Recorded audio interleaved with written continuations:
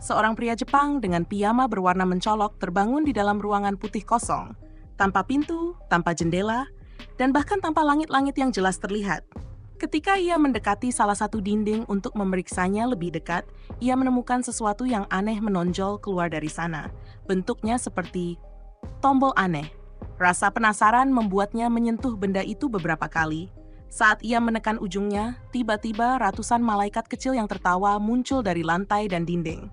Mereka hanya bertahan beberapa detik sebelum kembali menghilang seperti semula. Namun ada yang berubah. Kini ratusan tonjolan serupa muncul di seluruh permukaan ruangan. Inilah yang disebut fase pembelajaran. Ketika pria itu mencium jarinya yang baru saja menekan tombol itu, ia menjerit ketakutan, lalu menangis dan memohon pertolongan, tapi tidak ada siapapun yang menjawab. Akhirnya, ia memutuskan untuk bereksperimen. Ia mulai menekan tombol-tombol lain di sekeliling ruangan. Setiap kali ia menekannya, benda acak jatuh ke dalam ruangan. Dari sikat gigi kecil hingga vas bunga besar. Ia segera menyadari bahwa jika menekan tombol yang sama 2 kali, benda yang sama akan muncul kembali. Dari sinilah ia mulai mengoleksi benda-benda hingga akhirnya memiliki tumpukan sumpit di lantai. Sayangnya, kesenangannya tak berlangsung lama. Saat ia menekan tombol lain di sebelahnya, sebuah troli kecil keluar dari dinding dan menghantam kakinya. Ia menjerit kesakitan. Tombol berikutnya yang ditekan justru berubah menjadi bagian tubuh manusia yang mengeluarkan gas ke wajahnya. Beberapa jam berlalu, dan ruangan kini penuh dengan berbagai benda acak. Ketika ia melempar bola ke dinding, bola itu menekan sebuah tombol, dan dari situ muncul beberapa sushi. Ia sangat senang, apalagi perutnya memang sudah lapar. Namun kebahagiaannya sirna ketika menyadari satu hal penting hilang, soy sauce.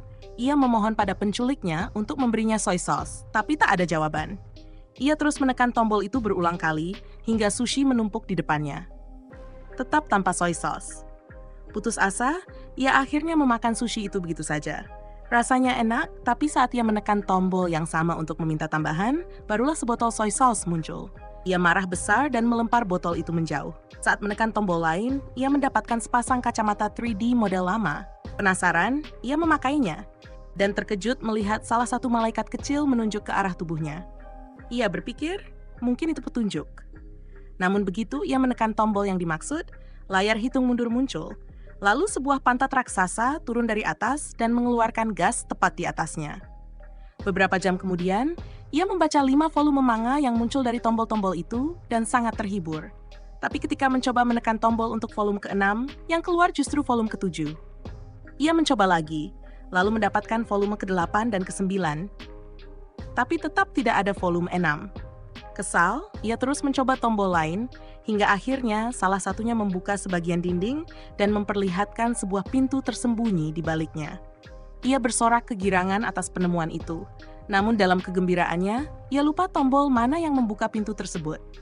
Ia menekan satu tombol secara acak, dan kali ini seorang pria suku Afrika muncul dan berlari panik dari satu sisi dinding ke sisi lain.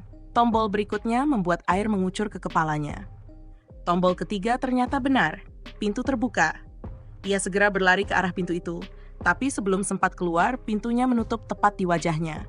Usahanya yang kedua pun gagal. Baru kemudian ia menyadari sesuatu. Pintu hanya terbuka selama ujung tombol itu ditekan ke bawah. Kini, ia harus menemukan cara untuk menahannya agar tetap terbuka.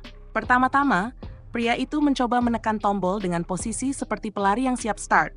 Kakinya menahan ujung tombol agar tetap tertekan. Selanjutnya, ia mencoba menekannya dari jauh menggunakan pemukul lalat, berharap jarak bisa memberinya waktu lebih untuk berlari sebelum pintu tertutup. Tapi semua itu sia-sia. Menarik tombol dengan tali skipping, bahkan memukulnya dengan kipas pun tak berhasil. Rencana berikutnya, ia naik ke atas troli kecil dan mencoba mendorongnya setelah menekan tombol. Namun setelah beberapa kali gagal, ia menyadari, tombol itu tidak bisa dikendalikan seperti itu. Ia harus menemukan cara agar tombol tetap tertekan terus-menerus. Ia menaruh vas besar di atas tombol tersebut, berharap beratnya cukup untuk menahannya. Tapi beberapa detik kemudian, tombol itu perlahan naik kembali. Dari situ, ia menyimpulkan bahwa vasnya perlu diisi sesuatu agar lebih berat. Percobaan pertama, air. Ia menekan tombol yang mengeluarkan air, tapi percuma. Sekeras apapun ia berusaha mengarahkan alirannya, air itu selalu jatuh ke atas kepalanya sendiri. Gagal total. Percobaan kedua, sushi. Ia mengisi vas dengan tumpukan sushi yang didapat dari tombol lain. Tapi hasilnya, vas itu jadi terlalu berat untuk diangkat, dan lehernya terlalu sempit untuk dimasuki tangan. Akhirnya, ia terpaksa memakai sumpit, mengambil sushi satu persatu hingga cukup ringan untuk diangkat kembali. Setelah berjuang beberapa saat, akhirnya ia berhasil mengangkat vas itu dengan susah payah dan membawanya ke arah dinding tempat tombol-tombol berada. Tapi begitu sampai, ia terpaksa menaruh vas itu di lantai, karena ia lupa lagi tombol mana yang seharusnya ditekan.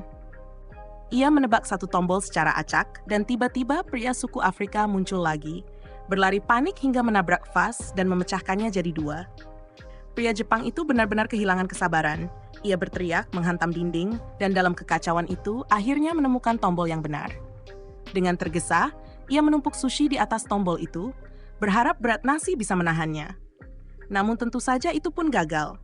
Tonjolan kecil itu muncul kembali dari sela-sela butiran nasi. Ia mencoba lagi, menutup tombol dengan lakban. Gagal.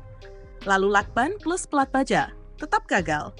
Setelah berkali-kali dihantam pintu di punggungnya, ia menelan obat pereda nyeri dan beristirahat sebentar. Saat bangun, ia ingin mencuci mulut dan menekan tombol air, tapi ternyata salah tombol lagi. Dari langit-langit turun seutas tali. Melihat tali itu, semangatnya kembali. Ia langsung mendapat ide baru, membuka pintu, lalu menggunakan tali untuk berayun menyeberangi ruangan agar bisa lolos sebelum pintu menutup. Tapi ketika sampai di balik dinding palsu, ia menemukan pintu berikutnya terkunci. Ia buru-buru kembali ke ruangan sebelum pintu tertutup seluruhnya. Sayangnya, pintu sempat menghantam punggungnya lagi saat ia masuk. Kesal, ia menendang dinding, dan tanpa sengaja menekan salah satu tombol. Seketika, sebuah kunci muncul, melayang di tengah ruangan. Tapi seperti pintu sebelumnya, kunci itu lenyap begitu tombolnya kembali naik. Kini, ia harus mencari cara agar dua hal bisa bertahan sekaligus. Kunci tetap muncul, dan pintu tetap terbuka. Masalahnya, ia kehilangan jejak tombol yang memunculkan kunci itu. Dengan memperkirakan di mana kira-kira kakinya mendarat waktu mendang tadi, ia menekan satu tombol. Dari dinding keluar seekor anjing yang langsung menggonggong padanya. Ia mencoba tombol lain, hasilnya sama. Namun pada percobaan ketiga, ia berhasil menemukan tombol yang benar. Dengan mata tetap menatap tombol itu, ia berjalan mundur perlahan, lalu mengambil sepotong ikan sushi. Ia menempelkannya di dinding, tepat di atas tombol itu, penanda agar ia tak kehilangannya lagi. Namun ketika ia menekan tombol itu, anjing yang sama muncul lagi dari dinding, menggonggong keras ke arahnya. Kali ini, pria Jepang itu lebih cepat bereaksi. Ia segera menemukan tombol yang benar dan melanjutkan rencananya. Ia memanggil kembali tali dari langit-langit, lalu berayun ke sana kemari untuk mencoba menjangkau tombol-tombol lain di dinding. Sayangnya, jarak ayunannya belum cukup jauh. Saat tubuhnya jatuh ke lantai, matanya menangkap sesuatu, sebuah penyedot toilet, yang dulu pernah ia dapat dari salah satu tombol. Ia mendadak mendapat ide. Ia bisa menggunakan benda itu untuk menempel di dinding dan mendorong tubuhnya lebih jauh ke depan. Percobaan pertama gagal, tapi percobaan kedua berjalan mulus. Dengan kombinasi ayunan tali dan dorongan penyedot itu, ia berhasil menekan tombol yang memunculkan kunci, meraihnya di udara, lalu segera menekan tombol pintu dan berlari ke arah keluar sebelum pintu sempat menutup. Tanpa buang waktu, ia memasukkan kunci ke lubang kunci dan memutarnya cepat. Tapi begitu hendak membuka pintu, ia mendapat kejutan buruk. Di bagian atas pintu ternyata ada satu kunci tambahan yang membutuhkan kombinasi 3 angka untuk membukanya. Panik, ia berlari kembali ke ruangan sebelum pintu menutup. Lagi-lagi pintu menghantam punggungnya saat menutup. Dalam frustrasi, ia melempar penyedot itu ke arah dinding seberang. Benturannya menekan sebuah tombol, dan dari dinding itu, pria suku Afrika muncul lagi, berjalan melintasi ruangan. Saat memperhatikan pria itu, sesuatu menarik perhatiannya. Ada 3 angka tertulis di dahinya. Seketika ia sadar, itulah kombinasi kunci yang ia butuhkan. Namun waktu yang dimilikinya di balik pintu terbatas. Ia pun harus mengulangi proses melelahkan itu 3 kali. Berayun dengan tali, menekan tombol, berlari ke pintu, dan memasukkan 1 angka setiap kali. Pada percobaan ketiga, ia memutuskan untuk tetap berada di sana. Ia memutar kombinasi terakhir dan menarik gagang pintu. Pintu itu macet. Ia harus menariknya sekuat tenaga agar terbuka. Akhirnya pintu itu bergeser perlahan, tapi dinding di belakangnya menutup kembali, membuatnya terjepit di ruang sempit tanpa cukup ruang untuk membuka pintu sepenuhnya. Putus asa, pria itu duduk di lantai. Tangisnya pecah, bukan karena sakit, tapi karena rasa hampa. Ia teringat semua benda aneh yang pernah muncul dari tombol-tombol itu. Sumpit, sushi, kipas, kacamata 3D. Dulu, meski terjebak, setidaknya ia punya ruang untuk bergerak dan hal-hal untuk dimainkan. Sekarang, ia tak punya apa-apa. Ia baru sadar betapa ia tidak menghargai apa yang pernah ia miliki. Lalu tiba-tiba, hembusan angin lembut terasa di pipinya.